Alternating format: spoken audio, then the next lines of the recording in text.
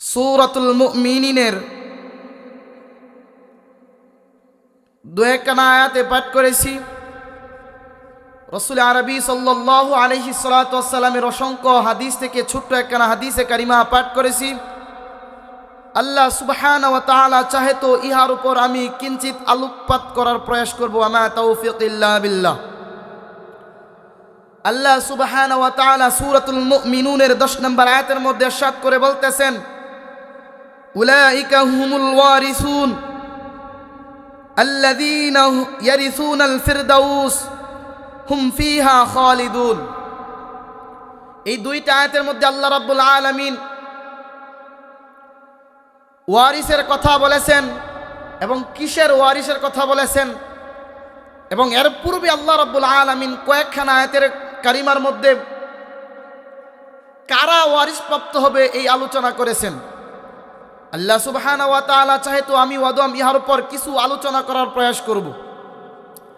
আল্লাহ রাব্বুল আলামিন বলেছেন, উলাইকা হুমুল ওয়ারিসুন, ওই সমস্ত লোকগণ হলো ওয়ারিস প্রাপ্ত। এই আয়াত দ্বারা বোঝা গেছে কারা ওয়ারিস? বোঝা যায় নাই, বলছে ওয়ারিস। কিসের ওয়ারিস এটাও বলেন নাই। পরে আল্লাহ রাব্বুল আলামিন বলতেছেন, আল্লাযীনা ইয়ারিসুনাল ফিরদাউস, ওই সমস্ত লোক যাদেরকে আল্লাহ বলেছেন যে ওয়ারিস প্রাপ্ত, তারা কিসের ওয়ারিস হবে? জান্নাতুল ফেরদাউসের ওয়ারিস হবে। কতই না সুন্দর জান্নাত, কতই না উত্তম জান্নাত। সবচেয়ে সুন্দর সর্ব উৎকৃষ্ট যে জান্নাত আমরা কামনা করি সবাই, সেই জান্নাতটা হলো জান্নাতুল ফেরদাউস। আমরা যে জান্নাত কামনা করি, কেউ মরলে আমরা বলি আল্লাহ তাকে জান্নাতুল ফেরদাউস দান করুক, আমরা বলি না? এমনি জান্নাতুল ফেরদাউস পাওয়া যাবে সে? আল্লাহ বলতেছে, আমি ওই সমস্ত লোকদেরকে জান্নাতুল ফেরদাউস দান করব যাদের মধ্যে 7টা গুণ আছে। আল্লাহ সুবহানাহু ওয়া তাআলা এই 7টা গুণের কথা সূরাতুল মুমিনুনের প্রথম 10টা আয়াতের মধ্যে বলে দিয়েছেন। সুবহানাল্লাহ। আল্লাহ বলতেছে, ও মানুষেরা, তোমরা যদি আমার জান্নাতুল ফেরদাউসের মধ্যে আসতে চাও, আমি তোমাদের জন্য 7টা কাজ রেখে দিয়েছি। তোমরা এই 7টা কাজ দুনিয়ার মধ্যে থেইকা সময় মতো করবা, আমি আল্লাহ রাব্বুল আলামিন তোমাকে জান্নাতুল ফেরদাউসের ওয়ারিস বানাইয়া দিব। জান্নাতুল ফেরদাউস চান তো? এই 7টা গুণ আমাদের মধ্যে রাখতে হবে, তাহলে জান্নাতুল ফেরদাউস ইনশাআল্লাহ আমরা পাবো। আশাবাদী তো ইনশাআল্লাহ? 7টা গুণ আমরা শুনে আল্লাহ রাব্বুল আলামিন আমাকে সহকারে যেন সবাই 7টা গুণ উপর আমল করতে পারে। আমি যেন বলার নিয়তে, যেই নিয়তে বলেছি অর্থাৎ আমলের নিয়তে, আপনারা যেন শোনার নিয়তে শুনে আমল করতে পারেন। আল্লাহ রাব্বুল আলামিন বলতেছেন, সফল কাম যারা জান্নাতুল ফেরদাউসের অধিবাসী, আল্লাহ বলতেছে, কদ আফলাহাল মুমিনুন, আমি আল্লাহ রাব্বুল আলামিন মুমিনদেরকে সফল কাম বানাইয়া ফেলাইছি। কিভাবে সফল কাম বানাইয়া ফেলাইছি? আল্লাহ বলতেছে, মুমিন যারা 7টা গুণ যাদের মধ্যে থাকবে, তাদেরকে আমি আল্লাহ জান্নাতুল ফেরদাউস দিয়া দিব, এবং ওই সমস্ত মুমিনরা সফল কাম হয়ে যাবে।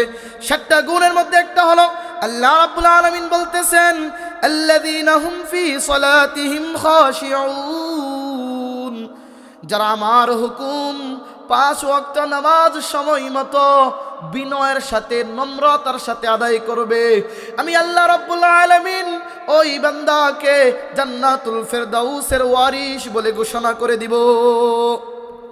আমরা তো নামাজ পড়ি, কিন্তু আমার নামাজ বিনয় এবং নম্রতার সাথে হয় না। আমি যখন নামাজের মধ্যে দাঁড়াইয়া যাই, সমস্ত কর্ম নামাজের মধ্যে স্মরণ হইয়া যায়। আমি যখন নামাজের মধ্যে দাঁড়াইয়া যাই, শয়তান আমাকে প্ররোচনা দিতে থাকে, বলতেছে, তাড়াতাড়ি নামাজটা শেষ কর, তোর ব্যবসার কাজে কাস্টমার দাঁড়াইয়া রইছে, তাড়াতাড়ি নামাজ শেষ কর, খেলার মাঠে যাইতে হবে, তাড়াতাড়ি নামাজ শেষ কর, তোর অমুক কাজ আছে, চা খাইতে হবে, চার মধ্যে লিপ্ত থাকতে হবে, চাষটার মধ্যে গিয়ে গীবত করতে হবে। শয়তান আমাদেরকে নামাজের মধ্যে প্ররোচনা দিতে থাকে। আল্লাহ রাব্বুল আলামিন বলতেছেন, ও আমার বান্দারা, তোমরা যদি তোমাদের নামাজকে বিনয় এবং নম্রতার সাথে হেফাজত করতে পারো, আমি তোমাদের জন্য জান্নাতুল ফেরদাউস ওয়ারিশ হিসাবে দান করে দিব। নামাজ পড়বো তো ইনশাআল্লাহ বিনয় এবং নম্রতার সাথে। নামাজের বিশাল আলোচনা, আমি শুধু 7টি গুণ আপনাদের সম্মুখে বলে শেষ করে দিব। আমরা নামাজ কেমনে পড়ি জানেন? নামাজের মধ্যে দাঁড়াইলে শয়তান সব মনে করে দেয়। এর একটা কাহিনী বলে আমি সামনের গুণের মধ্যে যাব। হযরতে ইমাম আবু হানিফা রহমতুল্লাহর নাম শুনছেন? ওনার কাছে একজন আয়েশা বলতেছে, ইমামে আবু হানিফা, আপনার কাছে কোনো কিছুর অভাব নেই, সমস্ত যুক্তি আপনি দিতে পারেন। এখন আমি রাত্রের অন্ধকারে আমার একটা ক্ষেতের কোণার মধ্যে কিছু স্বর্ণ মুদ্রা রাখছিলাম, কিন্তু কোন কোণার মধ্যে রাখছি এটা আমি জানি না, এটা সমাধান আপনি দিয়ে দিন। আচ্ছা, রাখছে ওই বেটা তার ক্ষেতের কোণার মধ্যে গাইরা স্বর্ণ, ইমাম আবু হানিফা কি দেখছে? ইমাম আবু হানিফার প্রতি এমন বিশ্বাস আছে যে এই সমাধান উনি দিতে পারবে। বলতেছে যে আপনি সমাধান দিতে পারবেন।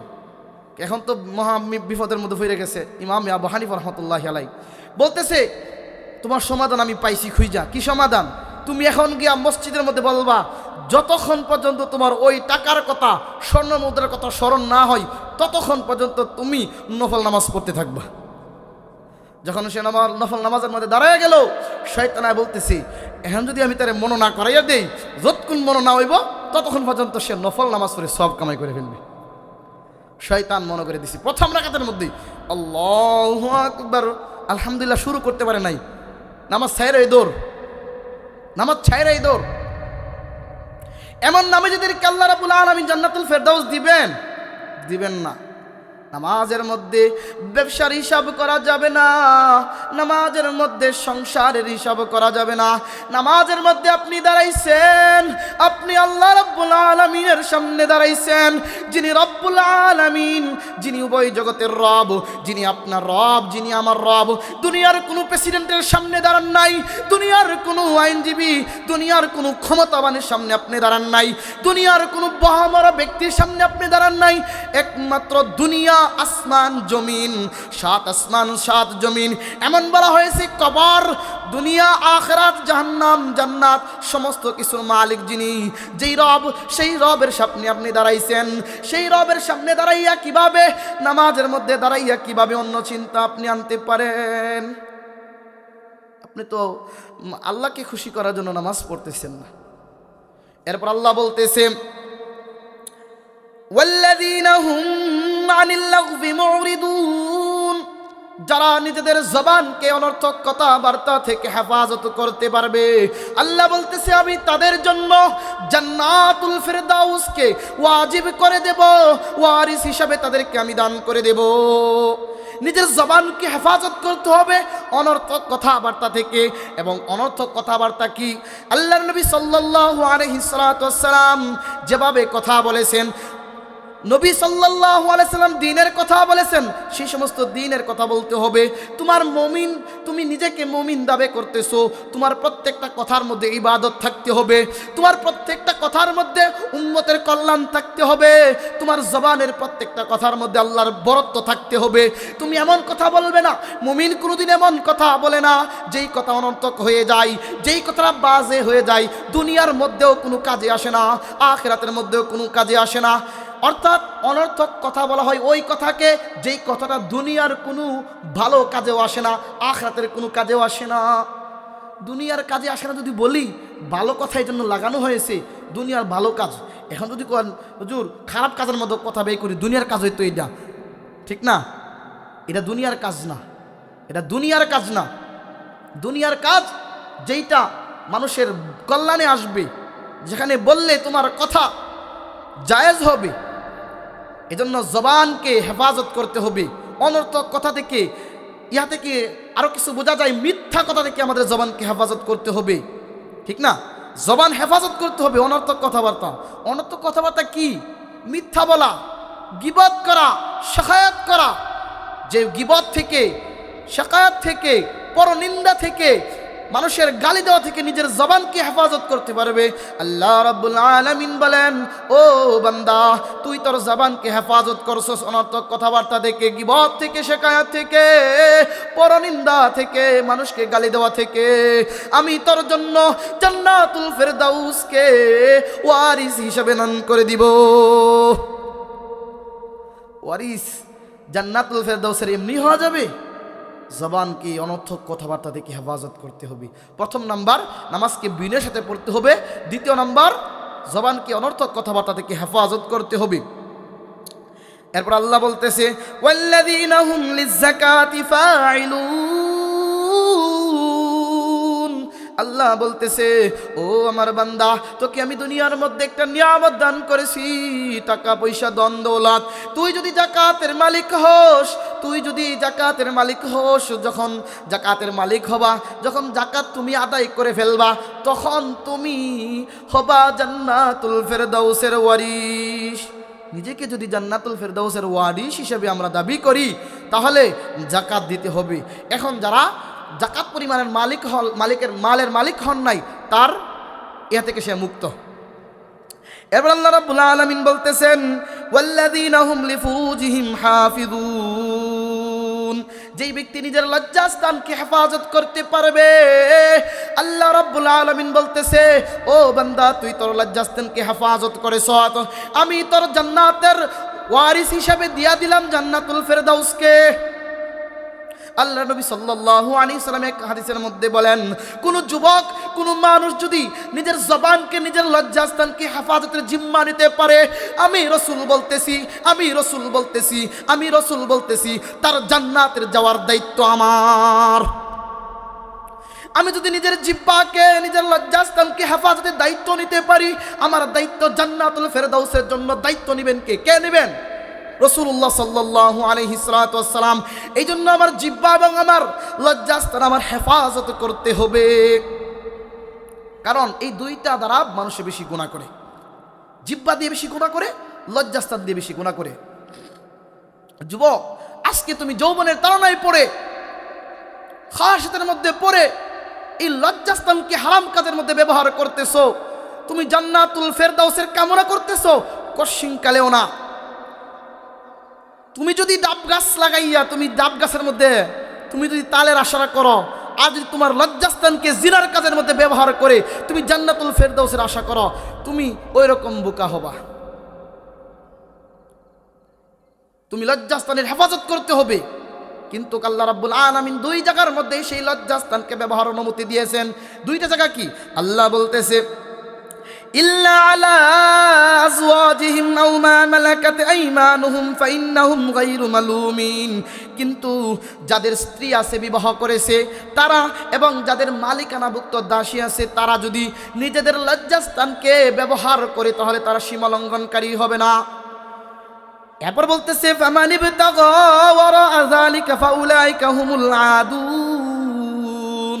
কিন্তু যারা এই দুই প্রকার নারী, নিজেদের স্ত্রী এবং মালিকানাভুক্ত দাসী ব্যতীত অন্যের ক্ষেত্রে এই লজ্জাস্থানকে ব্যবহার করলো, তারা সীমা লঙ্ঘনকারীর অন্তর্ভুক্ত হলো। আল্লাহ রাব্বুল আলামিন সীমা লঙ্ঘনকারীকে কখনো জান্নাত দান করবেন না। দুনিয়ার মধ্যে সীমা লঙ্ঘনকারী হলো ফাসাদের অন্তর্ভুক্ত, খারাপের অন্তর্ভুক্ত। আল্লাহ রাব্বুল আলামিন ফাসাদ এবং খারাপীদের জন্য রেখেছেন জাহান্নাম, তাদের জন্য জান্নাত রাখেন নাই।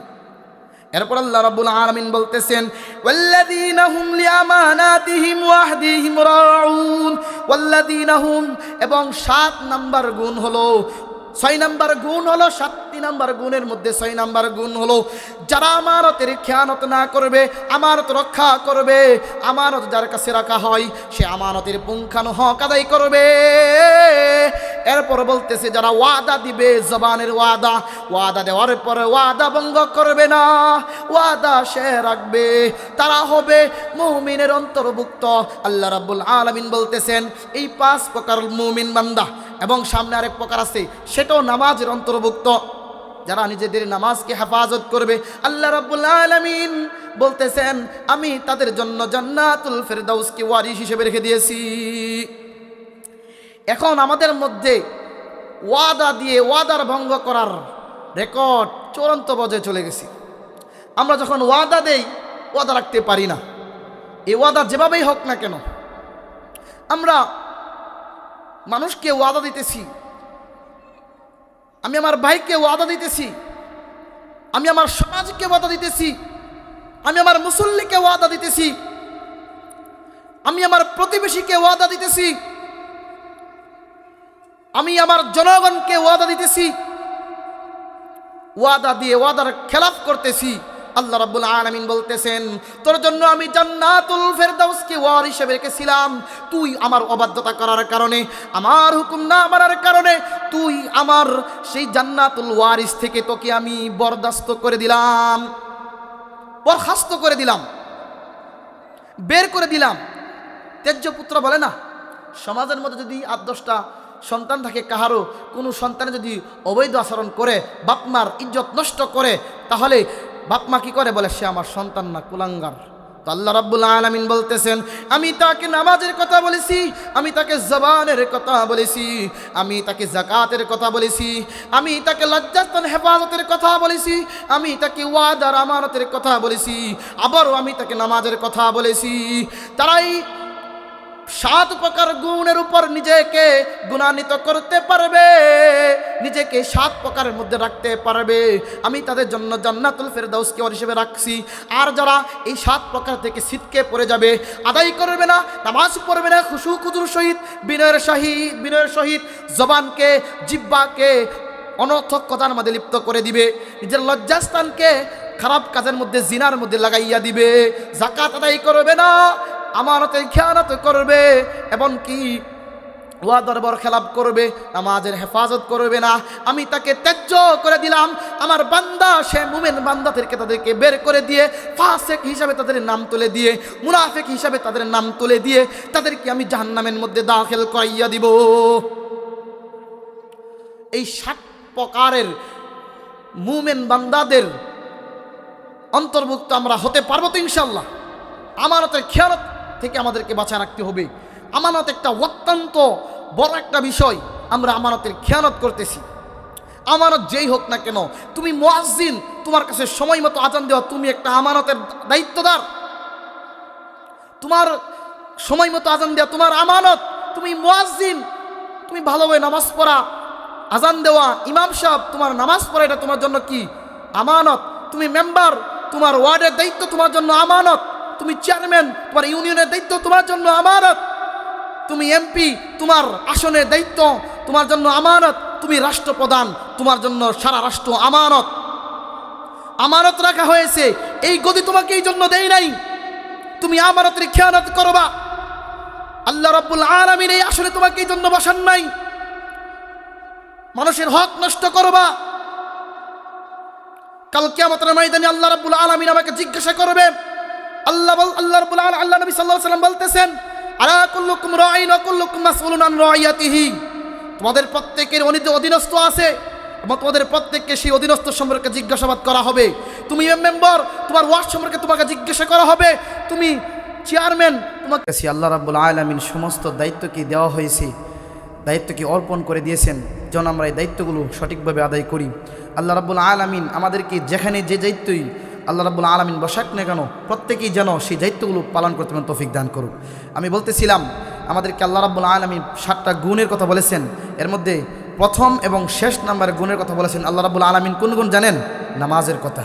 প্রথমে বলেছেন আল্লাযীনা ফি সালাতিহিম খাশিউন, যারা নামাজের মধ্যে বিনয় এবং নম্র। শেষে একই কথা বলেছেন, যারা নিজেদের নামাজকে হেফাজত করে। এখন নামাজ পড়বো তো ইনশাআল্লাহ? আমরা সবাই নামাজ পড়বো তো ইনশাআল্লাহ?